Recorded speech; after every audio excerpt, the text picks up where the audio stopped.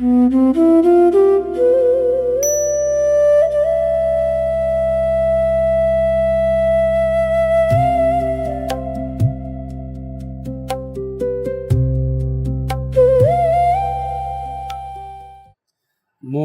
கரோதி வாசாலம் பங்கும் லங்கயதே கிரிம் யத்கிருபாதமகம் வந்தே பரமானந்த மாதவம். 7வது ஸ்லோகம் திருப்பி படிக்கலாம். யோகயுக்தோ விஷுத்தாத்மா விஜிதாத்மா சிதேந்திரியக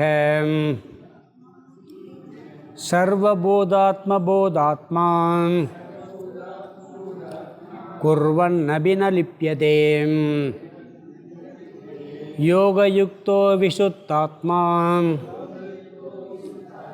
விஜிதாத்மா சிதேந்திரியக சர்வபோதாத்மபோதாத்மா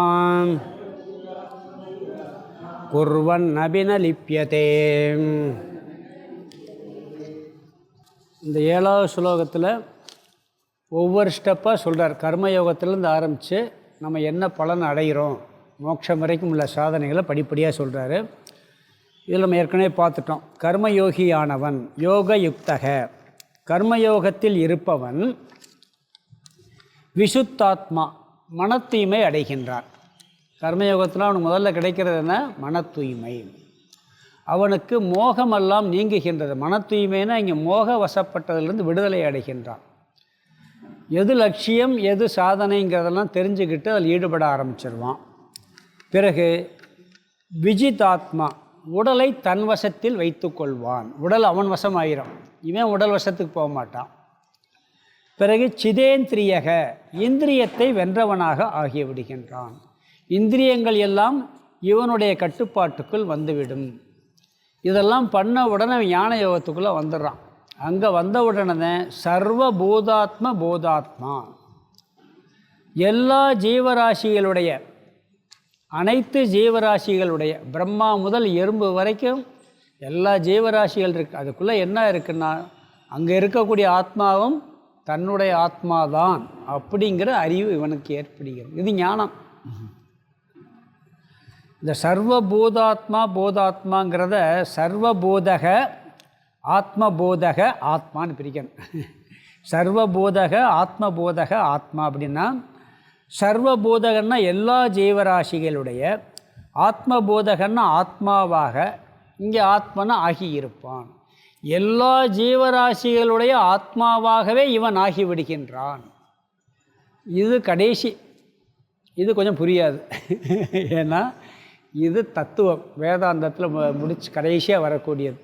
நீங்கள் கர்மயோகமெல்லாம் பண்ணி மன தூய்மை அடைந்து உடலையெல்லாம் தனது கட்டுப்பாட்டுக்குள் கொண்டு வந்து இந்திரியங்களை வென்றவுடன் இவன் ஞான யோகத்தில் பிரவேசனம் செய்து அந்த ஞானத்தின் மூலமாக அனைத்து ஜீவராசிகள் எறும்பிலிருந்து பிரம்மா வரைக்கும் அது என்ன ஜீவராசியாக இருக்கட்டும், அதுக்கு ஆதாரமான தத்துவமும் தனக்கு ஆதாரமான தத்துவம் ஒன்றுதான் என்ற அறிவுடன் அவன், இதுதான் ஞானம். இந்த ஞானம் வந்தாச்சுன்னா அவனுக்கு பிறவி கிடையாது, மீண்டும் அவன் பிறப்பதில்லை. அதை அடுத்து சொல்ல போகிறார். என்ன அவனுக்கு பலன் கிடைக்குன்னு சொல்ல போகிறார். அப்போ எல்லா ஜீவராசிகளும் தன்னை பார்ப்போன்னு சொல்கிறது ஒன்று இருக்குது. இவர் என்ன சொல்ல, எல்லா ஜீவராசிகளுமாகவே தானாகவே ஆகிவிடுகின்றான், அந்த ஆத்மாவே ஆகிவிடுகின்றான் சொல்கிறார். ஞான சொரூபமாக ஆகிவிட்டான். அதான் என்னுடைய தாத்பரியம். அப்போ கர்மயோகம், மன தூய்மை, உடல் கட்டுப்பாடு, இந்திரிய கட்டுப்பாடு, பிறகு ஞான யோகம், அதில் ஞான சொரூபமாக ஆகிவிடுகின்றான். அதுக்கு பிறகு அடுத்து சொல்கிறாரு. அதனால் என்ன பலன் கிடைக்குதுங்கிறத சொல்கிறாரு. ஞானம் வந்தாச்சுன்னா என்ன பலன் சொன்னால், குர்வன் நபி ந லிப்பியதே. 2வது வரியில் கடைசி வார்த்தை குர்வன் நபி ந லிப்பியதே. குர்வன் நபின்னா இப்படிப்பட்டவன் செயல் செய்து கொண்டு இருந்த போதிலும், குர்வன் நபி செயல் செய்து கொண்டு இருந்த போதிலும், அவன் எல்லா செயல்களையும் எல்லாரையும் மாதிரி செஞ்சுக்கிட்டு தான் இருப்பான். செஞ்சுக்கிட்டு இருந்த போதிலும் ந லிப்பியதே பந்தப்படுவது இல்லை. அவன் எதிலும் பந்தப்படுவது என்பது இல்லை. அதாவது ஞானத்தை அடைஞ்சால் செயல்படாமல் இருக்கணும்னு அவசியம் இல்லை. அவன் செயல்படலாம், செயல்படாமல் இருக்கலாம். ஆனால் அவன் செயல்பட்ட போதிலும் அவன் உலக நன்மைக்காக எல்லா காரியங்களுக்காகவும் ஞானத்தை அடைந்த பிறகு எந்த செயல் செய்தாலும் அந்த செயல் என்ன செய்யும் சொன்னால் ஏதாவது பாவ புண்ணியத்தை கொடுத்து பந்தப்படுத்தும். இவனுக்கு எந்த பந்தமும் ஏற்படுவதில்லைன்னா அதனால் அவன் துயரப்பட மாட்டான், அவன் மோட்சத்தை அடைகின்றான். மோட்சம்னா இறந்த பிறகு அடைகிறதில்லை, இங்கேயே அவன் துன்பமற்ற பெருநிலையை அடைகின்றான். இவனுக்கு செஞ்சாலும் பலன் கிடையாது, செய்யாட்டாலும் ஒன்றும் கிடையாது. செஞ்சாலும் ஒன்றும் இல்லை, செய்யாட்டாலும் ஒன்றும் இல்லை. அதாவது ஞானம் அடைஞ்சாச்சுன்னா ஒரு செயலை கண்டு பயப்படக்கூடாது, செய்கிறதுக்கும் பயப்படக்கூடாது. சில பேர் எப்படின்னீங்கன்னா ஆரம்பத்தில் தனிமையில் இருக்க முடியாது. சில பேர் ஆரம்பத்தில் தனிமையில் இருக்க முடியாது. பிறகு என்ன பண்ணுவாங்க, தனிமையாக இருக்கான்னு முயற்சி பண்ணி தனிமையிலேருந்து பழகிடுவாங்க. பிறகு அந்த சுகத்தை அனுபவிச்ச பிறகு கூட்டத்தில் இருக்க முடியாது. தனிமையிலிருந்து பழகின பிறகு கூட்டத்தை கண்டால் அலர்ஜி ஆகிரும். ரெண்டும் தப்பு. தனிமையில் இருந்து பழகினவன் நல்ல ஞானம் உடையவனாக இருந்தால் ரயில்வே ஸ்டேஷனில் உட்காந்தாலும் தியானம் பண்ணுவானா, மலை குகையில் உட்காந்தாலும் தியானம் பண்ணுவானா. விவேகானந்தர் ஒரு இடத்துல சொல்கிறார், அவனுக்கு மலை குகையும் ஒன்று தான், பெரிய ஆரவாரமாக இருக்கக்கூடிய ரயில்வே ஸ்டேஷனும் ஒன்று தான். ரெண்டையும் புறக்கணிக்க மாட்டான். அது மாதிரி செயல் செய்கிறதும் ஒன்று தான், செய்யாமல் இருக்கிறது ஒன்று தான். அவனுக்கு செய்யாமலும் இருக்க முடியும், செய்யாமல் இருக்க முடியும். செஞ்சால் கஷ்டமாக இருக்கும்னா கஷ்டப்படாமல் செய்வான், செஞ்சாலும் கஷ்டப்பட மாட்டான், செய்யாட்டாலும் கஷ்டப்பட மாட்டான். இதுதான் ஞானத்தினுடைய பலன்கிறார். இந்த ஒரு ஸ்லோகத்தில் ஸ்டெப் பை ஸ்டெப்பாக எல்லாத்தையும் சொல்லிட்டு கர்மயோக வாழ்க்கை வாழ வேண்டும். அது எப்படிங்கிறத ஏற்கனவே பார்த்தோம் 6வது ஸ்லோகத்துலேயும். இன்னும் வேறு சொல்ல போகிறாரு. 3வது அத்தியாயம் 2வது அத்தியாயத்தெல்லாம் பார்த்துருக்கோம். அப்படி வாழ்பவனுக்கு 3 இப்போ சொன்னார், மனக்கட்டுப்பாடு, இந்திரிய கட்டுப்பாடு, உடல் கட்டுப்பாடு. அதுக்கு பிறகு ஞானம் கிடைக்குது. எப்படி ஞானம்? எல்லாம் ஒரே ஆத்மாதான்ங்கிற ஞானம் கிடைக்குது. அந்த ஞானம் கிடைச்சா அவன் அனைத்து துயரங்களிலிருந்தும் விடுதலை அடைந்து விடுகின்றான். இது பலன். அடுத்து என்ன சொல்கிறாருன்னா, இந்த பலன் கிடைச்சா அடுத்த 2 ஸ்லோகத்தில் என்ன சொல்கிறாருன்னா, இவன் எப்படி செயல் செய்வான்னு சொல்கிறார். செயல் செய்யும்போது எந்த பாவனையோடு செய்வான்ங்கிறார். ஞான கர்ம சந்நியாசம் பார்த்தோம் பார்த்தீங்களா. செயல் செய்தாலும் செய்யாதவனாக இருப்பான்ல, அது எப்படி செய்கிறான்னு சொல்லி எளிமையான சுலோகம் ஒவ்வொரு செயலையும் சொல்லி இந்த செஞ்சாலும் இவன் செய்யாதவன் அப்படிங்கிறத சொல்ல போகிறாரு. சுலோகம் 8, 9 சொல்ல போகிறாரு. இந்த சுலோகத்துக்கு அர்த்தத்தை பார்த்துடலாம். 7 யோக யுக்தக, முதல் வரி, முதல் வார்த்தை. யோக யுக்தகன்னா, யோகம்னா கர்மயோகம், யுக்தகன்னா பொருந்தியவன், கர்மயோகத்தில் இருப்பவன். விசுத்தாத்மா, மன தூய்மை அடைந்தவன், அவன் மன தூய்மை அடைகின்றான். அடுத்து விஜிதாத்மா, உடலை வென்றவன், உடலை தன் கட்டுப்பாட்டுக்குள் கொண்டு வந்தவன். விஜேந்திரியக, இந்திரியங்களை வென்றவன். கர்மயோகத்தில் இருப்பவன் விசுத்தாத்மா, மன தூய்மை அடைந்தவன். விஜிதாத்மா, உடலை வென்றவன். சிதேந்திரியக, இந்திரியங்களை வென்றவன்.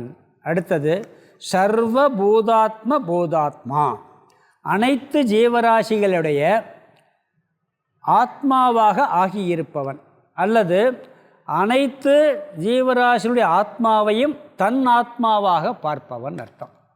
சர்வபூதாத்ம பூதாத்மான்னா அவனுக்கு என்ன கிடைக்குது? குர்வன் நபி, அடுத்த வார்த்தை. இப்படிப்பட்டவன் செயல் செய்து கொண்டிருந்த போதிலும் ந லிப்பியதே, பந்தப்படுவதில்லை, துயரப்படுவதில்லை. அவன் எந்த துயரமும் அவன் படுவதில்லை. கர்மயோகி மோட்சத்தை விரைவில் அடைவான்னு சொல்லி 6வது ஸ்லோகத்தில் சொன்னார். விரைவில்னா எப்படி? இந்த ஸ்டெப் பை கர்மயோகியாக இருப்பான், சித்த சுத்தியை அடைவான், இந்திரியங்களை கட்டுப்படுத்துவான், உடலையும் ஜெயிச்சிருவான், பிறகு ஞானத்தை அடைகின்றான். எல்லா ஆத்மாவையும் தன் ஆத்மாவை பார்க்குற ஞானத்தை அடைந்து விடுகின்றான். அதனால் அவனுக்கு என்ன கிடைக்குதுன்னா, அனைத்து பந்தங்களிலிருந்தும் விடுபட்டு அனைத்து துயரங்களிலிருந்தும் விடுபடுகின்றான். இல்லறத்தில் இருக்கக்கூடிய கர்மயோகி இப்படி படிப்படியாக சாதனைகள் செய்தால் அவர்களும் அனைத்து துயரங்களிலிருந்தும் விடுபட்டு மோட்சத்தை அடைய முடியுங்கிற கருத்தை இங்கே சொல்கிறாரு. பிறகு அவன் செயல் செய்யும்போது எந்த பாவனையோடு செய்வானுங்கிறத 8, 9 2லையும் சேர்த்து சொல்கிறாரு. அது சில உதாரணங்களை சொல்லி எளிமையான வார்த்தை சொற்கள் தான். இப்படி செய்யும்போதும் இவன் செய்யாதவனாக எப்படி ஆகிறான்னு சொல்லி 8, 9 சொல்கிறாரு. ஸ்லோகம் 8, 9 படிக்கலாம், சேர்ந்து படிக்கிறது. நைவ கிஞ்சித் கரோமீதி யுக்தோ மன்யேத தத்வவித் பஸ்யன் சுருண்வன் ஸ்புர்ஷன் சிக்ரன் அஸ்னன் கச்சன் ஸ்வபன் ஸ்வசன். கொஞ்சம் கஷ்டமான வார்த்தை. பிரபலன் விசுருஜன் கிருஹணன் உன்மிஷன் நிமிஷன் அபி இந்திரியாணி இந்திரியார்த்தேஷு வர்த்தந்த இதி தாரயன் நைவ கிஞ்சித் கரோமீதி யுக்தோ மன்யேத தத்வவித் பஸ்யன் சுருண்வன் ஸ்புருஜன் சிக்ரன் அஸ்னன் கச்சன் ஸ்வன் ஸ்வசன். பிரலபன் விசுருஜன் கிருஹணன் உன்மிஷன் நிமிஷன் அபி இந்திரியாணி இந்திரியார்த்தேஷு வர்த்தந்த இதி தாரயன். ரெண்டு ஸ்லோகத்தில் ஒருவன் இந்த மாதிரி கர்மயோகத்திலிருந்து ஞான கர்ம சந்நியாசத்தை அடைந்து விட்டால் அவனுக்கு சந்நியாசத்திற்கு அதிகாரம் உண்டு. அவன் சந்நியாசம் எடுத்துக்கலாம், அவனை யாரும் தடுக்க முடியாது. இல்லறத்தில் இருக்கலாம், சந்நியாசியும் ஆகலாம், அல்லது இல்லறத்தில் இருந்து கொண்டே ஞான கர்ம சந்நியாசியாக இருப்பான். அவனை எதுவும் பந்தப்படுத்தாது அப்படிங்கிறார். இங்கே சந்நியாச ஆசிரமத்தை சொல்லலை, ஞான சந்நியாசத்தை அடைந்து விடுகின்றான்ங்கிறார். ஞான சந்நியாசம்னா ஞான கர்ம சந்நியாசம். அது ஏற்கனவே பார்த்துருக்கோம் 4வது அத்தியாயத்தில். அது பூரா விளக்கக்கூடாது. ஏன்னா செயல் செஞ்சாலும் கர்மத்தில் அகர்மத்தை பார்ப்பவன், அகர்மத்தில் கர்மத்தை பார்ப்பவன் ஒரு சுலோகம் பார்த்த முக்கியமான சுலோகம். அவன் எல்லா செயலையும் செஞ்சுக்கிட்டு இருப்பான், நான் ஒன்றும் செய்யலைன்னு இருப்பான். இதுதான் ஞான கர்ம சந்நியாசம். அனைத்து செயலையும் செய்தாலும் நான் ஒன்றும் செய்யாதவன் என்ற எண்ணத்தில் இருப்பவன். உடனே எல்லா அக்கிரமும் பண்ணிவிட்டு நான் எந்த அக்கிரமும் பண்ணலைன்னு இருக்கலாமா அப்படின்னு கேள்வி வர. அப்படி இருக்க முடியாது. ஏன்னா உடல் செய்யலைம்மா, அப்போ தண்டனை கொடுக்கும்போது நான் உடல் அடிக்கலைன்னு 2 அடி அடிச்சிருவாங்க. பிறகு உன்னை அடிக்கலைப்பா, உடல் அடிக்கிறேன் அப்படின்ட்டு அது பார்க்கலாம் அப்படின்ட்டு. இங்கே 4வது ஸ்லோகத்தில் பார்த்த கர்மத்தில் அகர்மத்தை பார்த்தல். எந்த செயல் செய்து கொண்டு இருந்தாலும் அது அனாத்மாவினுடைய செயல். நான் ஆத்மா, ஆத்மா கர்த்தாவுமல்ல போக்தாவுமல்ல என்ற அறிவோடு செயல் செய்பவன். அதுக்கு உதாரணமாக சில செயலை சொல்கிறார். சாஸ்திரத்தில் ஒவ்வொரு செயலுக்கும் கர்மகாண்டத்தில் ஒரு அதிகாரி சொல்லும், இந்த செயலை இவங்க தான் செய்யலாம் அப்படின்ட்டு. ஒரு ஹோமம் பண்ணா கூட அந்த ஹோமத்துக்கு யார் தகுதின்னு சொல்லும். இந்த ஹோமத்தை இவங்க தான் பண்ணலாம்னு சொல்லி, இந்த செயலை இவங்க தான் பண்ணலாம்னு சொல்லி இருக்குது. அது மாதிரி சந்நியாசிக்கும் யார் தகுதின்னு சொல்ல வேண்டியிருக்கு. சந்நியாசத்துக்கு யார் தகுதி? ஞான கர்ம சந்நியாசம் அப்படிங்கிறது இருக்குது. இந்த கர்மகாண்டத்துலலாம் பார்த்திங்கன்னா யார் சந்நியாசத்துக்கு போகலான்னு சொல்லுவாங்கன்னா, ஒரு வேலையும் செய்ய முடியலை, உடம்பெல்லாம் நோய்வாய்ப்பட்டிருக்கு, இல்லை ஒரு நொண்டி முடம் இப்படி இருந்தாங்கன்னா அவனுக்கு வேறு பிழைக்க வழியிலப்பா, சாமியாராக போயிடலாம்.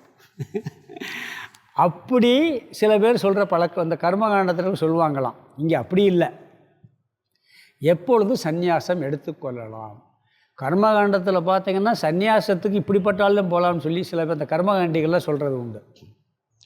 ஆனால் அதுலேயும் சிலது இருக்குது. ஒரு ஹோமமோ ஒரு பூஜையோ யாருக்கு அதிகாரம் இருக்குதுன்னு சொல்லியிருக்கு. இப்போ நம்மளாம் என்ன சொல்கிறோம், சந்நியாசத்தை உயர்வாக சொல்கிறோம். இன்னொரு விஷயம் என்னென்னா, கர்மகாண்டத்தில் ஒரு ஹோமம் பண்ணுறதுக்கோ பூஜை பண்ணுறதுக்கோ சன்னியாசிக்கு அதிகாரம் கிடையாது தெரியுமா? இல்லறவாசிகளுக்கே அதிகாரம். நீங்கள் மீனாட்சி அம்மன் கோயில்லையோ பெரிய சிதம்பரம் கோயில்லையோ திருமணம் முடிக்காமல் கோயிலுக்குள்ளே போய் பூஜை பண்ண உங்களுக்கு ரைட்ஸ் கிடையாது. திருமணம் முடிக்காதவங்களுக்கு கோயிலில் போய் பூஜை பண்ண அதிகாரம் கிடையாது. திருமணம் முடித்த பிறகு நீங்கள் கோயிலுக்குள்ளே போகலாம், போய் பூஜை பண்ணலாம். திருமணம் முடிக்காதவங்களுக்கோ அல்லது மனைவி இல்லாதவங்களுக்கும் அதிகாரம் கிடையாது. மனைவி இல்லாதவங்களுக்கு அவங்க கோயிலில் போய் பூஜை பண்ண அதிகாரம் கிடையாது. மனைவி இறந்துட்டு பண்ண முடியாது. கோமத்தில் உட்கார்றதுக்கு அதிகாரம் கிடையாது. அப்போ அது எவ்வளோ, அப்போ இப்படித்தேன்னு சொல்லியிருக்கு. அது மாதிரி இப்போ சன்னியாசத்துக்கு யாருக்கு தகுதின்னா அவங்க சொல்கிறதெல்லாம் நொண்டி மொடம், அவங்கள சாமியாராக போயிடலாம். அப்படி இல்லை, இங்கே சொல்கிறார், அதிகாரத்தை கொடுக்குது. என்ன சொல்கிறாருன்னு சொன்னால், ஒன்று ஞானம் வந்தால் சன்னியாசம் வாங்கலாம்.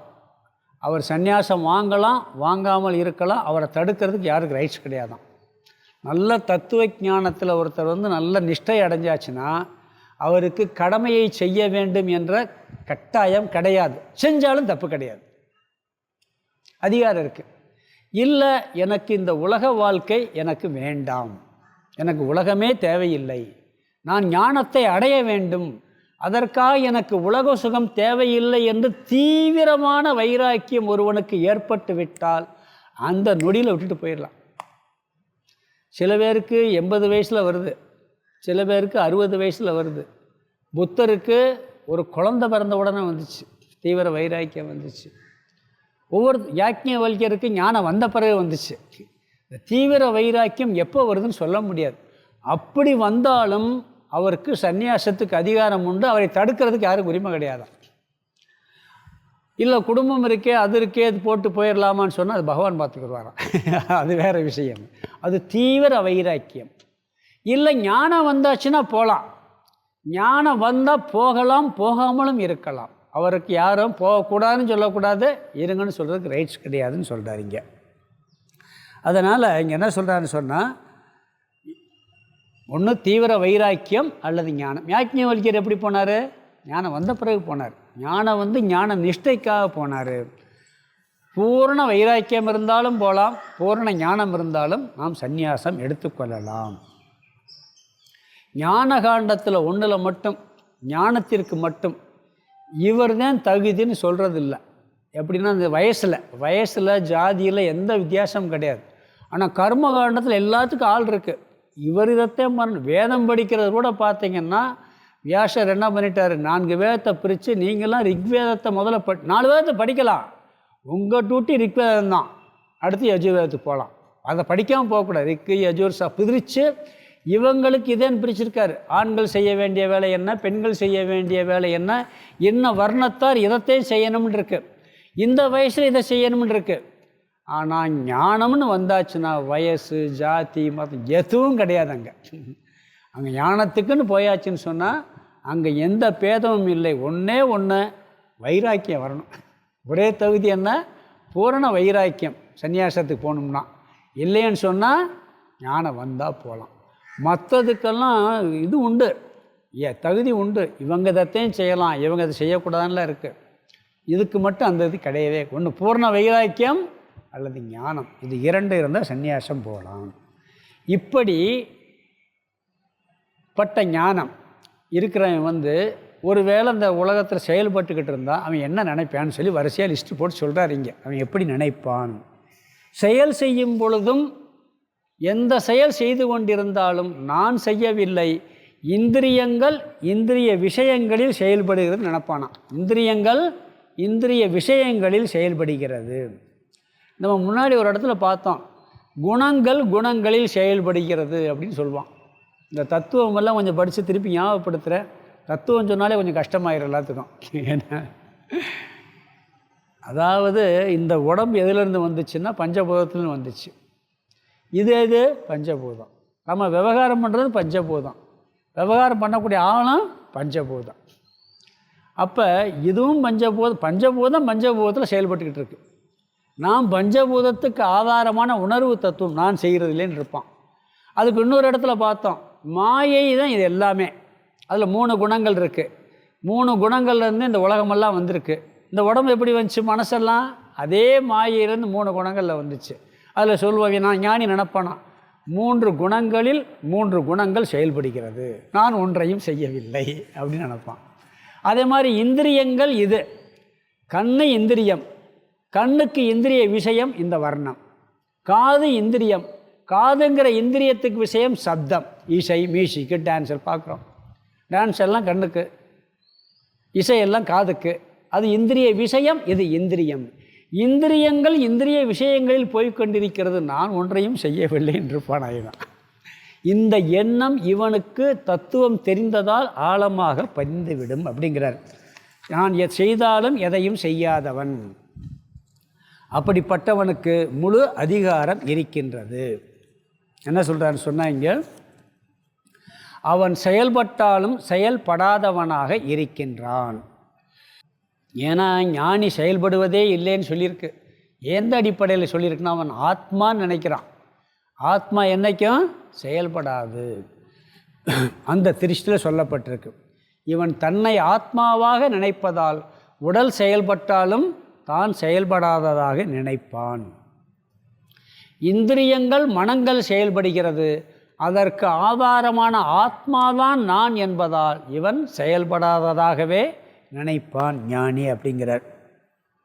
அப்படி இருந்தால் எப்படி பந்தப்படுவான்கிறார். முதல்ல சொன்னது, நீ இந்த எண்ணத்தோடு செயல்பட்டால் பந்தப்பட மாட்டேன்னார். அதாவது ஒருத்தர் எந்த செயல் செய்தாலும் அதுக்கு பாவம் வரும் அல்லது புண்ணியம் வரும், புரியுதுங்களா? அதில் ஏதோ ஒரு பந்தம் வரும். ஞானி செயலே செய்யலைன்னா எப்படி பாவம் வரும், புண்ணியம் வரும், எப்படி பந்தப்படுவான்? இவன் செய்தாலும் செய்யாதவனாக இருக்கும் பொழுது இவனுக்கு எந்த செயலும் இவனை பந்தப்படுத்துவது இல்லை அப்படிங்கிறார். நீ ஒரு ஜீவாத்மாவை பார்த்து, உயிருள்ள ஒரு தத்துவத்தை பார்த்து நீ இதனாலெல்லாம் பந்தப்படுவேன்னு சொல்லலாம். இந்த டேபிள் பந்தப்படும் சொல்ல முடியுமா? ஏன்னா அது என்னைக்கும் செயல்படாது. ஒரு உயிரை பார்த்து நீ இந்த செயல் செஞ்சேன்னா பந்தப்படுவ, உனக்கு இதில் புண்ணியம் வரும் பாவம் வரும்லாம், இதை பார்த்து சொல்ல முடியுமா? ஏன்னா செயல்படாது. அது மாதிரி ஞானி இந்த உடம்பாக தான் நினைக்கிறதே இல்லை. அது வேற உடம்புக்கு வேறாக நான் ஆத்மாவாக இருக்கிறேங்க. ஆத்மா எந்த செயலும் செய்யாது, அதனால் அவன் பந்தப்படுவதில்லைங்கிற கருத்தை இங்கே சொல்கிறாருங்க. அதனால் என்ன சொல்கிறாருன்னா, ஸ்லோகத்துக்குள்ளே வரிசையாக பார்க்கலாம், சிம்பிளாக சொல்லிட்டு போகிறார். முதல் வரி முதல் வார்த்தை, நைவ கிஞ்சித் கரோமி இதி. கிஞ்சித்னா ஏதாவது ஒரு செயலை, கரோமி செய்கின்றேன் என்பது நைவ இல்லை. ஏதாவது ஒரு செயலை நான் செய்கிறேன் என்பது இல்லை நினைக்கிறானா. எந்த செயலையும் நான் செய்வதே இல்லைன்னு சொல்லி நினைக்கிறானா. வியாச பகவான் உட்காந்துருக்கார். சில பெண்கள்லாம் நிறையா வர்றாங்க, ஆற்றுல தண்ணி போகுது, ஆற்றை கடந்து போகணும். ஆற்றை கடந்து போகும்போது எங்களுக்கு இந்த ஆற்றை கடந்து போகிறதுக்கு வழி பண்ணுங்க, ஏதாவது சாப்பிட கொடுங்கன்னு கேட்குறாரு. நல்லா வயிறு முட்டை கொடுக்குறாங்க, சாப்பிட்றாரு. சாப்பிட்டுட்டு, நான் சாப்பிடாமல் இன்று விரதம் இருப்பது உண்மையாக இருந்தால் இந்த ஆறு வழி விடட்டும்ங்கிறார். சாப்பிட்டு முடிச்சுட்டு உடனே ஆறு வழி விட்டுருதான். ஏன்னா இவர் தானே சாப்பிட்டாரு, நான் சாப்பிடாமல் இருப்பது உண்மையாக இருந்தால் எப்படி சொல்கிறாரு? அது ஆறு வழி விட்டுருதுன்னா நான் ஆத்மா உண்பதில்லை அப்படிங்கிற எண்ணத்தில் அவர் சொல்கிறார். அந்த ஞானத்தோடு சொல்கிறார் அவர். அதுக்காக நம்ம யாரும் போய் நீங்கள் டெஸ்ட் பண்ணி பார்த்து ஆற்றுல இறங்கிறாதீங்க. அது அவருடைய தபஸு, அவருடைய அந்த ஞானத்தினுடைய ஸ்ட்ராங்கு உறுதி அது. அதனால் அவர் சொல்கிறார் அதை. அதனால் இங்கே என்ன சொல்கிறாருன்னா, நைவ கிஞ்சித் கரோமி இதி. ஏதாவது ஒரு இலை செய்தாலும் அதை செய்வதென்பது இவனுக்கு இல்லை. யார் அவன்? யுக்தாக மன்யதே தத்துவவித்துங்கிறார். யுக்தக மன்யேத தத்துவவித்து. இப்படி சொல்பவன் யாருன்னு சொன்னால், எல்லா செயலையும் செஞ்சுட்டு நான் ஒன்றுமே செய்யலேன்னு யாரால் சொல்ல முடியும்னா, யுக்தக தத்துவவித்துன்னு ரெண்டு வார்த்தை சொல்கிறார். அதாவது தத்துவவித்துனா தன்னுடைய ஆத்மாவினுடைய உண்மை சொரூபத்தை அறிந்தவன். வித்துன்னு அறிந்தவன். தன்னுடைய உண்மை சொரூபம் இந்த உடலல்ல, மனமல்ல, புத்தி அல்ல, இதற்கு ஆதாரமான அழியாத என்றும் உள்ள ஆத்ம தத்துவம் என்ற அதனுடைய சொரூபத்தை அறிந்த ஒருவன் அவன் தான் இதுக்கு சொல்ல முடியும், மற்றால் சொல்ல முடியாது. தத்துவவித்து அதில் அவன் யுக்தகன்னா அதில் உறுதியாக இருப்பவன். அந்த தத்துவத்தை புரிந்து கொண்டு அந்த தத்துவத்தில் உறுதியாக நிற்பவன் யுக்தக தத்துவவித்து. இந்த அறிவு அவனுக்கு எந்த சூழ் இழந்தது கிடையாது. நம்ம இப்போ அபரோக்ஷ இதில் பார்த்துக்கிட்டு இருக்கோம். இதில்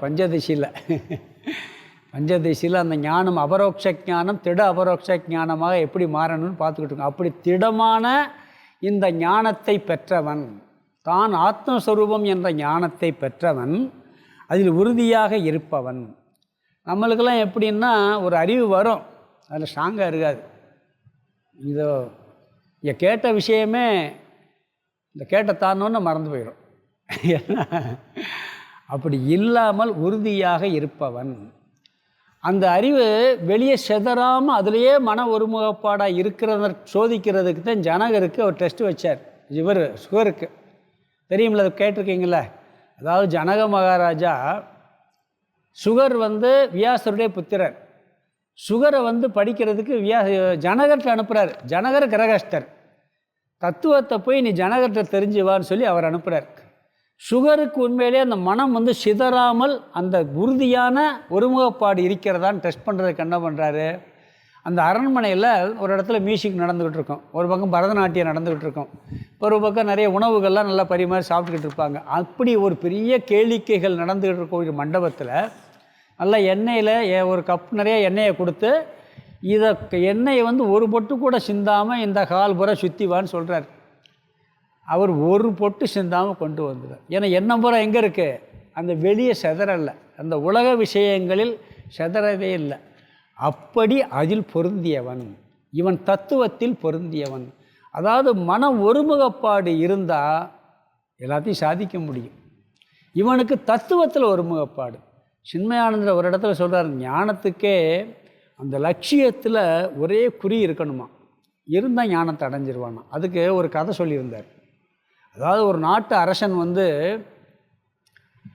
வாரிசு இல்லை, அவனுக்கு வாரிசு இல்லை.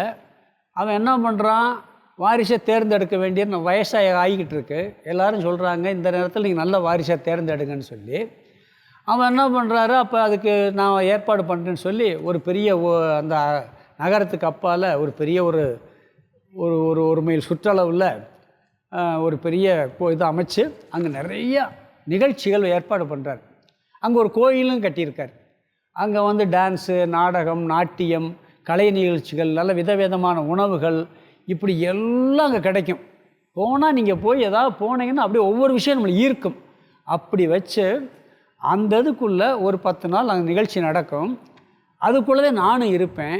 என்னை யார் கண்டுபிடிக்கிறானோ அவன் தான் அந்த நாட்டுக்கு அடுத்த வாரிசுங்கிறார். அந்த ராஜா அப்படி சொல்கிறார். சொன்ன உடனே என்ன பண்ணுறாங்க எல்லோரும், இப்போ நம்ம போய் எப்படியா ராஜாவை நினைப்பாங்களா இல்லையா.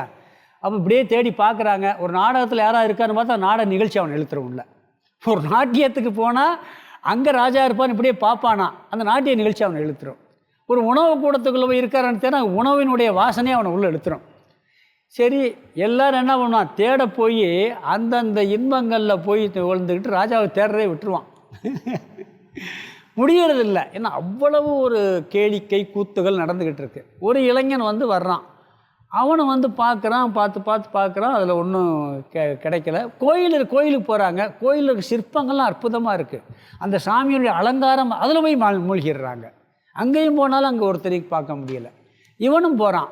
போன உடனே அந்த கோயிலே பார்க்குறான். அந்த கடவுள்கிட்ட பிரார்த்தனை பண்ணுறான், எப்படி எனக்கு மற்றதெல்லாம் வேணாம், எனக்கு ராஜா எங்கே இருக்கான்னு கண்டுபிடிக்கன்ட்டு அந்த கோயிலை பார்க்கும் பொழுது ஒரு கல் வித்தியாசமாக இருந்துச்சான். அந்த கல்லை போய் தொட்டால் அதில் சிற்பம் அழகாக இருக்குது. அதில் மயங்கிடுவான் அந்த சிற்பத்தை. இவன் அந்த கல்லை நம்ம சிற்பமாக அதை பார்க்காம அந்த கல்லை என்ன இப்படி சிற்பம் ஆட்டி பார்க்குறான். ஆடுது, அது நகட்டினா நகருது. பார்த்தா உள்ளே ஒரு பாதை போது இருட்டாக இருக்குது. அதுக்குள்ளே போனால் அதுக்குள்ளேயும் தடவி போகிறான். அங்கே இன்னொரு இது உள்ள ஒரு மூடி இருக்குது. அங்கேயும் லைட் அடித்து பார்க்குறான். ஏதோ வச்சு பார்க்கும்போது அதுவும் நகட்டினா உள்ளே போனால் ஒரு பிரைட்டாக ஒரு பெரிய அரண்மனை இருக்குது உள்ளே.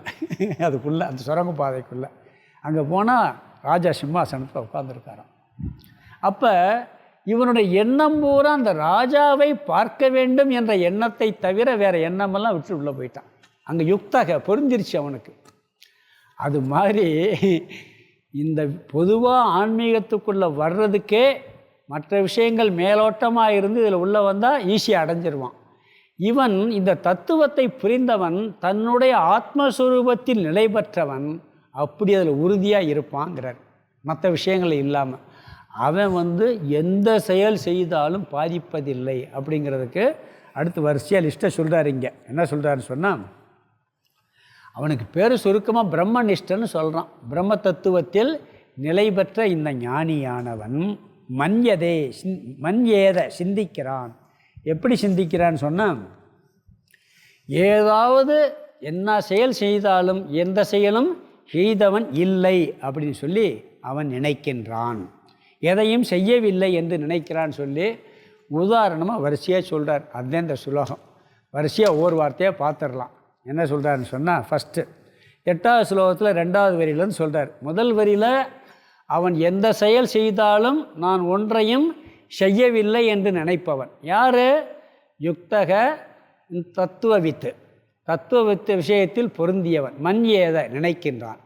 எப்படி நினைக்கிறான்னா, பஷ்யன் சொல்கிறார். பஷ்யன்னா பார்த்து கொண்டிருக்கும் பொழுதும். இந்த அபின்னு ஒரு வார்த்தை 3வது ஸ்லோகத்தில் கடைசி வரியில் வர முதல் வரியில் அபி, பார்த்து கொண்டிருக்கும் பொழுதும் சேர்த்துக்கிறணும். பஷ்யன் பார்த்து கொண்டிருக்கும் பொழுதும். இப்போ ஞானேந்திரியத்தை சொல்கிறார். கண் வந்து என்னது? ஞானேந்திரியம். வரிசையாக சொல்கிறார். கண்ணெல்லாம் என்ன பண்ணுது? நிறைய நிகழ்ச்சிகளை பார்க்குது. இவன் எதை பார்த்தாலும் பார்த்து கொண்டிருக்கும் பொழுதும் பஷ்யன் அபி. இது ஞானேந்திரியத்தினுடைய கண்ணினுடைய செயல். அப்படி என்ன நினைக்கிறான்னா, நான் பார்க்கவில்லை நினப்பானா. என்னத்தை பார்த்தாலும் நான் பார்க்கலே நினப்பானா. இப்படி ஒவ்வொன்றா சொல்கிறார். அடுத்து சுருண் வண்ணு, கண்ணு ஞானேந்திரியம். அடுத்து கேட்குறது காது. கேட்டுக்கொண்டிருக்கும் பொழுதும், காதுனால் எதை கேட்டாலும் சரி நான் கேட்கவில்லை. இது எப்படி இருக்கு பாருங்கள். சுருண் வண்ணு கேட்டுக்கொண்டிருக்கும் பொழுது ஞானேந்திரியத்தை வரிசையாக சொல்கிறார். கண்ணு பார்த்தல், காது கேட்டல். அடுத்து புருஷன்னு தொடும் பொழுதும், இந்த தோல் இருக்குது பார்த்தீங்களா, இது வந்து ஸ்பர்ஷம். இது ஒரு ஞானேந்திரியம். எதையோ நம்ம ஏசியில் உட்காந்துருக்கோம், வெயில் அடிக்குது, நம்ம சூடாக இருக்குது, இல்லை ஏதாவது தொட்டு உணர்கிறோம். இப்படி தொட்டு கொண்டிருக்கும் பொழுதும். ஜிக்ரன்னு மூக்கு வாசனையெல்லாம் நுகர்றது, நுகரும் பொழுதும். அஸ்னன்னு நாக்கு சாப்பிடும் பொழுதும். ஞானேந்திரியம் 5 இருக்குது. உலக விஷயங்களை அனுபவிக்கிறதுக்கு ஞானேந்திரியம் கர்மேந்திரியம் அனுபவிக்குது. எல்லா செயல்பாட்டுக்கும் இதுதான் காரணம். அப்போ ஒன்று கண்ணு, காது, மூக்கு, நாக்கு, தோல். இந்த 5 முதல்ல வரிசையாக சொல்கிறார். பஷ்யன்னு, சிறுவன்னு, ஸ்பிருஷன்னு, ஜிக்ரன்னு, அஷ்னன்னு. பார்த்து கொண்டிருக்கும் பொழுதும், கேட்டுக்கொண்டிருக்கும் பொழுதும், நுகர்ந்து கொண்டிருக்கும் பொழுதும், உணவு உண்டு கொண்டிருக்கும் பொழுதும், ஸ்பரிசம் தொட்டு கொண்டிருக்கும் பொழுதும். என்ன சொல்கிறார் சொன்னால், அடுத்து சொல்கிறார் இப்படி. அதில் தான் அவர் சாப்பிடலன்னு சொன்னார்ல யமுனா நதிக்கரையில் வியாசர். அது மாதிரி தான் அவர் சாப்பிட்டுக்கிட்டு இருந்தாலும் சாப்பிடல, கேட்டுக்கிட்டு இருந்தாலும் கேட்கலை. அடுத்தது கர்மேந்திரியத்துக்கு வர்றார். இதெல்லாம் ஞானேந்திரியம். அடுத்து கர்மேந்திரியம். கச்சன்னு நடந்து கொண்டிருக்கும் பொழுதும். பண்ணு படுத்து கொண்டிருக்கும் பொழுதும். சும்மா படுத்திருந்தாலும் நான் படுக்கலைன்னு நினைப்பானா, நடந்துக்கிட்டு இருந்தாலும் நான் நடக்கலைன்னு சொல்லுவானா. பிறகு ஸ்வசன்னு, பிறகு பிராணன். பஞ்ச பிராணன் இருக்குது நம்ம உடம்புக்குள்ளே. அதில் ஒரு பிராணன் மூச்சை உள்ளே இழுத்து விடுறது, அது வந்து ஸ்வசன்னுங்கிறார். மூச்சு விட்டு கொண்டிருக்கும் பொழுதும். பிராணனில் உள்ளே இழுக்கிறது பிராணன், அபானன் சொல்லி 2. இதை நம்மளால் முடியும். உள்ளுக்குள்ளே வேறு இருக்குது, உதானன் வியானன்லாம் இருக்குது. அதெல்லாம் உள்ளே செயல்படுது. இந்த பிராணன் அபானனால்தான் அது உள்ளே செயல்பட்டுக்கிட்டு. இந்த எல்லா செயலுமே, இந்த மூச்சு விட்டு கொடுக்கக்கூடிய இந்த பிராணனுடைய செயல் எல்லாமே நான் செய்யவில்லை. பிறகு பிரளபன்னு. பிரளபன்னா பேசுறது. சாப்பிட்றது நாக்கு, சுவைக்கிறது, அது ஞானேந்திரியம். பேசுறது என்ன? கர்மேந்திரியம். பேசக்கூடியது நாக்குக்கு மட்டும் 2 சக்தி இருக்குது. ஒன்று சுவைக்கிற சக்தி, பேசுகிற சக்தி. இந்த 2மே அவன் செஞ்சாலும் செய்யலைங்கிறான். பிரளபன்னு. விசுறுஜன்னு. விசுறுஜன்னா கழிவுப் பொருள்களை வெளியேற்றக்கூடிய உறுப்புகள், அது அந்த செயல்களை செய்து கொண்டு இருக்கும் பொழுதும். கிருகணன்னு கையில் ஒரு பொருளை கை, இது ஒரு கர்மேந்திரியம். கையில் வந்து செயல்படுறது, காலில் செயல்படுறது, கையில் செயல்படுறது, நாக்கில் செயல்படுறது, கழிவுப் பொருள்களை வெளியேற்றுவது. பிறகு உன்மிஷன்னு கண்ணை திறக்கும் பொழுதும். நிமிஷன்னு கண்ணை மூடும் பொழுதும். தூங்கும் பொழுதும் தூங்கி விழிக்கும் பொழுதும் வச்சுக்கிடலாம். என்ன பண்ணினாலும் இதை நான் செய்யவில்லை என்று நினைப்பான். அபி பொழுது இதை எல்லா செயலையும் செய்தாலும் கடைசியில் சொல்கிறார். என்ன சொல்கிறாருன்னு சொன்னால், அந்த கரணத்தை சொல்கிறார். இந்திரியாணி இந்திரியார்த்தேசு வர்த்தந்தே. இந்திரியங்கள், இந்திரியானினா ஞானேந்திரியங்கள், கர்மேந்திரியங்கள், பிராணன். எல்லாம் இதுவரைக்கும் வரிசையாக சொல்லி முடிச்சிட்டார். எல்லாத்தையும் கர்மேந்திரியத்தையும் சொல்லிட்டாரு, ஞானேந்திரியத்தையும் சொல்லிட்டு எல்லாமே இந்திரிய அர்த்தேசு, அந்த இந்திரியங்களுக்கு உண்டான விஷயங்களில், கண்ணுனா காட்சி, காதுனா சப்தம், அந்தந்த விஷயங்கள் அது அது வர்த்தந்தே செல்கின்றன. நான் ஒன்றும் செய்யலை, ஞானேந்திரியம் அதுக்கு உண்டான விஷயத்தில் அது பார்த்துக்கிட்டு இருக்கு, கர்மேந்திரியம் அதுக்கு உண்டான செயலை செஞ்சுக்கிட்டு இருக்கு, பஞ்சபிராணன் அதுக்கு உண்டான செயலை செஞ்சுக்கிட்டு இருக்கு. நான் யாருன்னு சொன்னான் என்று தாரையன் அதையெல்லாம் என்ன சொல்கிறான், அதெல்லாம் அனுபவிக்கின்றன என்று இவன் நிச்சயம் செய்தவனாக செஞ்சுட்டு இவன் தான் ஒன்றையும் செய்யாதவனாக நினைக்கின்றான். எல்லாம் ஒரு சத்தம் வந்தால் காது குடைய விஷயம், அது இந்திரிய விஷயம், காது இந்திரியம், அது வாட்டுக்கு போய் கேட்டுக்கிட்டு, நான் கேட்கலை. கண்ணு அதே மாதிரி சொல்கிறான். இதில் கவனமாக புரிஞ்சுக்கிறணும். எல்லாத்தையும் செஞ்சுட்டு செய்யக்கூடாதுன்னு செஞ்சுட்டு நான் செய்யலைன்னு சொல்லக்கூடாது. செய்யக்கூடாததெல்லாம் செஞ்சுட்டு நான் செய்யலைன்னு சொல்லக்கூடாது. ஏன்னா நம்மளோட ஒரு பலவீனம் இருக்குது. கொஞ்சம் வேதாந்தம் படித்தாச்சுன்னு வச்சுக்க, தத்துவம் புரிஞ்சாச்சுன்னு வச்சுக்கங்களேன், நான் ஆத்மாப்பா, நான் செயல்படுறது இல்லைப்பா அப்படின்ட்டு தப்பெல்லாம் பண்ணிவிட்டு அங்கே என்ன பண்ணிடுறது, அதில் போத்திடுறது. அதில் கூட ஒரு ராமகிருஷ்ணனுடைய உபதேசத்தில் வருதுன்னு நினைக்கிறேன். ஒருத்தர் பசு மாடை சும்மா ஏதோ லேசாக மேய்ஞ்சிடும், அதுக்காக போட்டு ரொம்ப அடித்து போடுவான். அதை போட்டு தேவையில்லாமல் அடித்த உடனே என்னப்பா, அவன் கொஞ்சம் தத்துவங்களாம் படித்து வேறு இருக்கான், இப்படி போட்டு மாட்டை போட்டு இந்த அடிக்கலாமான்னா, நான் அடிக்கலை, என் கையதே அடிச்சிச்சும்மா. உடனே இவன் என்ன பண்ண, ஓங்கி என் கையில் ஓங்கி ஒரு அடி அடிப்பான். என்ன அடிக்கிறீங்க, நான் உன்னை அடிக்கலைப்பா, உன் கையத்தையும் அடித்தேன்ப்பா. நான் உன்னை அடிக்கலை, நான் உன் கையத்தையும் அடித்தேன் அப்படிம்மா. அது மாதிரி இந்த தத்துவத்தை தப்பு செஞ்சுக்கிட்டு அதுக்கு பயன்படுத்தக்கூடாது. இது என்னன்னா, நான் இந்த இந்திரியங்கள் மனம் அல்ல, இதற்கு ஆதாரமான ஆத்ம தத்துவம், ஆத்மா என்றுமே அகர்த்தா. கர்மத்தில் அகர்மத்தை பார்த்தால் நம்ம 4வது அத்தியாயத்தில் படித்தோம் பார்த்தீங்களா, அதை இங்கே சொல்கிறார். இங்கே அப்போ உடல் அனாத்மா, இந்திரியங்கள் அனாத்மா, மனம் அனாத்மா. அனாத்மா செயல்பட்டு கொண்டிருக்கும் பொழுதும் ஆத்மாவாகிய நான் செயலற்றவன் என்ற எண்ணத்தில் இருப்பவன் அப்படிங்கிற தத்துவத்தை சொல்கிறார். இங்கே இந்த ஸ்லோகத்தில் 2 ஸ்லோகத்தில் கொஞ்சம் என்ன பண்ணுறாரு, டைரக்ஷனை மாற்றி தத்துவத்தை கொண்டு வர்றார் அவர் பகவான். கீதையில் எல்லா விஷயம் வரும், தத்துவம் வரும், இதுவும் வரும். அதனால் என்ன சொல்கிறாருன்னு சொன்னால் கவனமாக புரிஞ்சுக்கிறணும். இப்போ ஒருத்தர் கோவப்படுவார், கோவப்படுறது கூட பார்த்திங்கன்னா, கோபம் வருது, கோபத்தை கையில் எடுத்துட்டு நாம் கோவப்படுறேன்னு தெரிஞ்சு கோவப்பட்டுன்னு வச்சுங்க, அந்த கோபத்தை ரசிப்பீங்க. ஒரு குழந்தை இருக்குது, அந்த குழந்தை தப்பு பண்ணுது, இதை கோவப்பட்டாத்தே கண்டிக்க முடியும்னு நினச்சிட்டு கோவப்படுற மாதிரி பண்ணிவிட்டு அது சரியாக பயந்து வச்சுன்னு வச்சுக்கோங்க, உங்களுக்கு சிரிப்பு வரும். நம்ம சும்மா கோவப்பட்டால் அது பயப்படுது பாருன்னு சொல்லிட்டு. இல்லாட்டி என்ன பண்ணுவான், எப்பயுமே இன்னொரு விஷயம், உண்மையிலேயே நாம் கோவப்பட்டோம்னா அது யாரை பாதிக்கும் தெரியுமா, கோபத்தை கையில் எடுத்துட்டு பண்ணால் அவங்களுக்கு நல்லது, நம்மளுக்கு நல்லதாக இருக்கும். டென்ஷனில் கோவப்பட்டோம்னா அது முதல்ல யார் அட்டாக் பண்ணணும், நம்மளுக்கு அட்டாக் பண்ணணும், நம்ம ரத்தம் தான் குதிக்கும். நம்ம டென்ஷன் ஆகி நம்மளுக்கு தான் படபடப்பு எல்லாமே வரும். எந்த ஒரு கெட்ட செயலையும் முதல்ல நம்மளை பாதிச்சுட்டு அடுத்தவங்களை பாதிக்கும். ஆனால் இந்த தத்துவத்தோடு செஞ்சால் அது நம்மை பாதிக்காது. நான் சாட்சியாக இருக்கிறேன்னு சொல்கிறார் இது. அதனால் என்ன சொல்கிறாருன்னு சொன்னால், இந்த மனசுக்குள்ளே இந்த தத்துவத்தை புரிஞ்சுக்கிட்டு நாம் செய்யணும். அதுக்காக ஆரம்பத்திலேயே இதெல்லாம் எடுத்துக்கிட்டு தப்பெல்லாம் செஞ்சுட்டு அப்படி செய்ய, இதெல்லாம் எப்படின்னா, தத்துவம் புரிஞ்ச பிறகு ஏதாவது ஒரு செயல், நல்ல செயலோ கெட்ட செயலோ நம்ம செய்ய முடியலேன்னு வச்சுக்கோங்க, அதை செய்ய முடியாமல் போச்சா இல்லை தப்பாக செஞ்சுட்டாலும் குற்ற உணர்வு நம்மளுக்கு வராது. அதுக்காகத்தான் இந்த கருத்துக்கள்லாம் நம்ம சொல்லப்படுகிறது. என்ன செஞ்சாலும் நாம் இந்த தத்துவத்தை மனசில் வச்சுக்கிட்டு செய்யும் பொழுது அந்த தத்துவம் உள்ளே இருந்து கரெக்டாக புரிஞ்சுக்கிட்டு செஞ்சோம்னா நல்லா செஞ்சாலும் கர்வம் வராது, ஏதாவது தவறாக செஞ்சிட்டாலும் குற்ற உணர்வு நம்மளுக்கு வராது. அப்போ நம்மளுக்கு மனசு எப்பொழுதுமே ஒரு அமைதியான சூழ்நிலையில் இருக்கும்.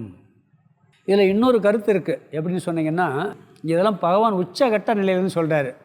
ஒருத்தர் தவறான வார்த்தையை கேட்குறாரு, அவருக்கால் எந்த பாதிப்பும் அவருக்கு இல்லை, உடனே அவருக்கு ஞானத்தை அடைஞ்சவர்னு நினச்சிடக்கூடாது. ஒருத்தர் நல்லா ஒருத்தர் திட்டிக்கிட்டு இருக்காரு, திட்டின உடனே அவர் எதுவுமே பாதிக்காமல் கம்முன்னு உட்காந்துருக்கார். அந்த திட்டுறதுக்கெல்லாம் ஒன்றுமே செய்யலை.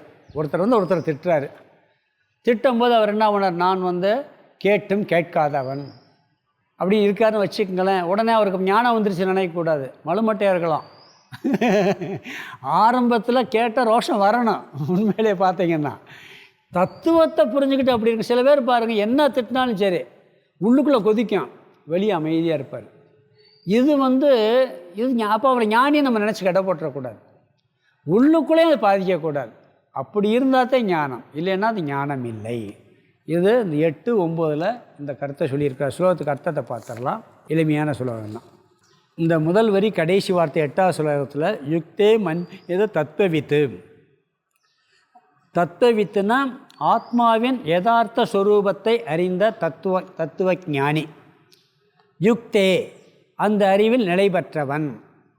இந்த யுக்தே மன்யேத தத்துவவித்துன்னு இருக்குது. தத்துவவித்துனா ஆத்மாவின் யதார்த்த ஸ்வரூபத்தை அறிந்தவன். யுக்தக அந்த அறிவில் நிலை பெற்றவன். நைவ கிஞ்சித். கிஞ்சித்துன்னு சொன்னால் ஏதாவது ஒரு செயலை கரோமி செய்கிறேன் இது என்று, நைவ இல்லை செய்கின்றேன் என்பது, இல்லை இது என்று மன் ஏதன் இருக்கு நினைக்கின்றான். அதாவது எந்த ஒரு செயலை செஞ்சாலும் அவன் நான் செய்கின்றேன் என்று நினைப்பது இல்லை. மன் ஏதன்னா நினைப்பது இல்லை. நைவன்னா இல்லை முதல் வார்த்தை. ரெண்டாவதுல என்னென்னங்கிற வரிசையை அடுக்கிறார் இங்கேருந்து. அந்த 9வது ஸ்லோகத்தில் முதல் வரி கடைசி வார்த்தை அபின்னு இருக்குது. அந்த அபிங்கிறத எல்லாத்தையும் சேர்த்துக்கணும் இங்கே. பஸ்யன் அபி, சிறுன்வன் அபி. பஸ்யன் அபின்னா பார்த்து கொண்டிருக்கும் பொழுதும். ஞானேந்திரத்தை வரிசையை சொல்லிட்டு வர்றார். சிறுன்வன்னு அடுத்த வார்த்தை கேட்டுக்கொண்டிருக்கும் பொழுதும். அடுத்து ஸ்புருஷ்ஜன்னு நுகரும் பொழுதும். அஸ்னன்னு சாப்பிடும் பொழுதும். கச்சன்னு நடக்கும் பொழுதும். ஸ்வபன்னு படுத்து கொண்டிருக்கும் பொழுதும். ஸ்வசன்னு மூச்சு விட்டு கொண்டிருக்கும் பொழுதும். 9வது ஸ்லோகம் பிரளபன்னு பேசிக்கொண்டிருக்கும் பொழுதும். விசுருஜன்னு கழிவுகளை வெளியேற்றும் பொழுதும். கிருகனன்னு ஒரு பொருளை கையில் எடுக்கும் பொழுதும். உண்மிஷன்னு கண்ணை திறக்கும் பொழுதும். நிமிஷன் அபி கண்ணை மூடும் பொழுதும். இந்த அபிங்கிறது பொழுதுங்கிறது வரும், அது எல்லாத்துலேயும் சேர்த்துக்கணும். ஓடும் பொழுதும் என்ன நினைக்கிறான் அடுத்து. இந்திரியாணி இந்திரியார்த்தேஷு. இந்திரியாணி இந்திரியங்கள்.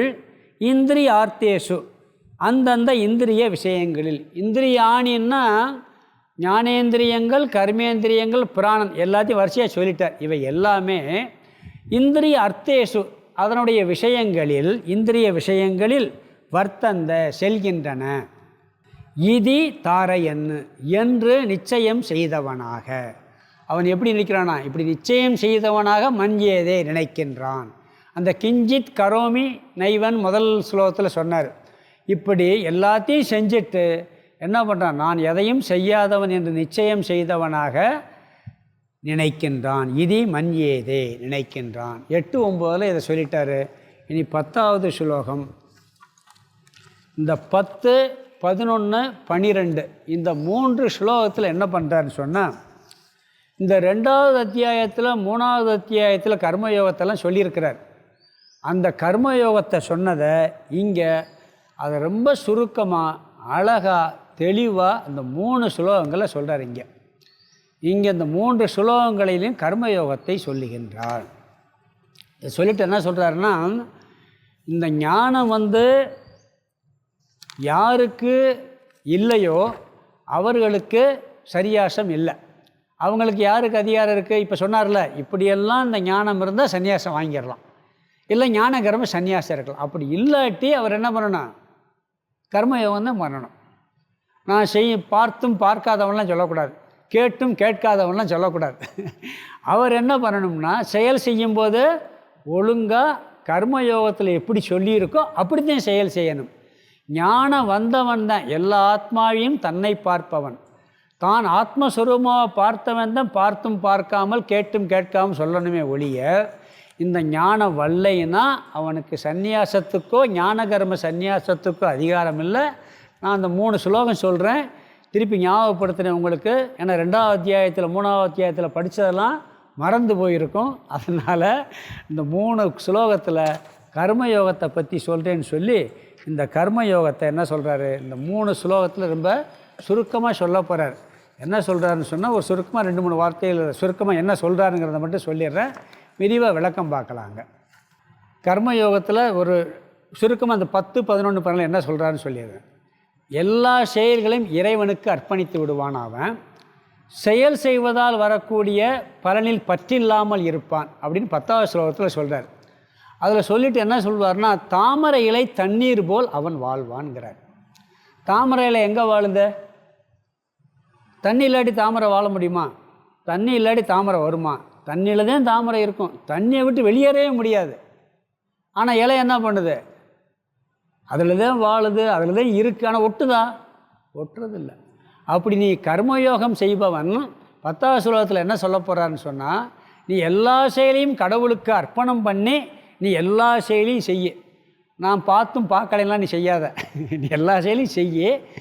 அவர் ஆட்டுவிக்கிறார், நான் ஆடுகின்றேன். பகவான் எனக்கு கட்டளை இடுகிறார், நான் செய்கின்றேன் செய்ய. பலன் என்ன வந்தாலும் அந்த பலன் பகவான் கொடுத்த பிரசாதம், அதில் எனக்கு பற்று இல்லை. செய்ய வேண்டியது எனக்கு டியூட்டின்னு சொல்லி செஞ்சேன்னு சொன்னால், நீ தாமரை எப்படி தாமரைகளை தண்ணீரிலே வாழ்ந்து தண்ணீரிலே இருந்தாலும் ஒட்டாமல் இருக்கோ, அப்படி நீ இதில் ஒட்டாமல் பற்றில்லாமல் இருக்க முடியும். பற்றில்லாமல் இருந்தால் நீ ஞானத்திற்கு வந்து விடுவாய். இப்படி 10ல் சொல்கிறாரு, 11ல் 2-3 லட்சணம் சொல்ல போகிறாரு, 13ல் சொல்லி இந்த கர்மயோகத்தை சொல்லி இதுபடி வாழ வேண்டும் சொல்ல போகிறாரு. அதை நம்ம அடுத்த வகுப்பில் பார்க்கலாம். ஓம் பூர்ணமத பூர்ணமிதம் பூர்ணாத் பூர்ணமுதச்யதே பூர்ணஸ்ய பூர்ணமாதாய பூர்ணமேவாவசிஷ்யதே. ஓம் சாந்தி சாந்தி சாந்தி. ஹரிஹி ஓம். ஆதிகுருநாத சுவாமிக்கு ஜெய்.